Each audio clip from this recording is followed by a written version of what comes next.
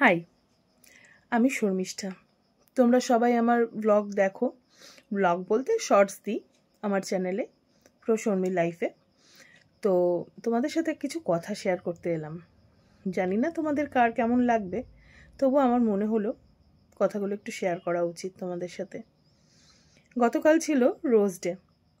সবাই নিশ্চয়ই রোজ পেয়েছো প্রিয় মানুষটার থেকে। আমিও পেয়েছি।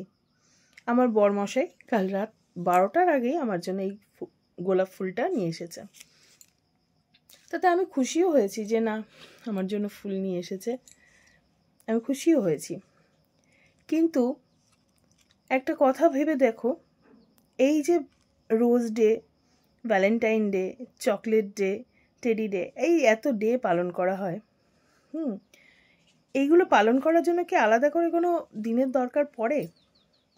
আমি যদি আমার ভালোবাসার মানুষটাকে ভালোবেসে থাকি, মন থেকেই ভালোবেসে থাকি, তাহলে আমি যে কোনো দিনই এই দিনগুলো পালন করতে পারি, তাই তো? আর তার থেকেও বড় কথা, গোলাপ দিয়েই একটা দিন পালন করে নিলাম, ব্যাস হয়ে গেল। যদি আমি আমার সাথীর সাথে সময়টুকুই না কাটাই, তাহলে এই গোলাপ দিবস, তারপরে কি ভ্যালেন্টাইন ডে এর বাংলা আমি জানি না, ভালোবাসা দিবস, এই Valentine day, rose day, teddy day, propose day, তো এই সব ডেগুলো পালন করার কোনো মানেই হয় না যদি তুমি প্রিয় মানুষটাকেই যদি তোমার সময়টুকু না দাও। সবচেয়ে বড় হচ্ছে হলো সময়, আর যেটা সে চায় তোমার কাছে, সেই সময়টাই যদি তুমি না দাও, তাহলে এই সব জিনিসের কোনো মূল্য নেই। এই যে গোলাপটা অবশ্যই ভালোবাসার প্রতীক, ভালোবেসে দিয়েছে, এটা আমি ভালোবাসে যত্নে রাখবো, কিন্তু এই গোলাপটার কিন্তু মেয়াদ বেশি দিন না।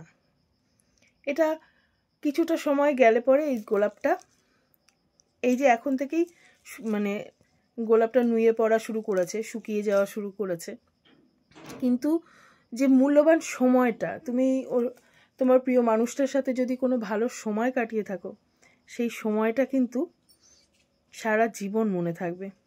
আর তার থেকে গুরুত্বপূর্ণ আর কিছু হয় না। যাক, অনেক বেশি কথাই বলে ফেললাম। অনেকের ভালো লাগতে পারে, অনেকের খারাপ লাগতে পারে।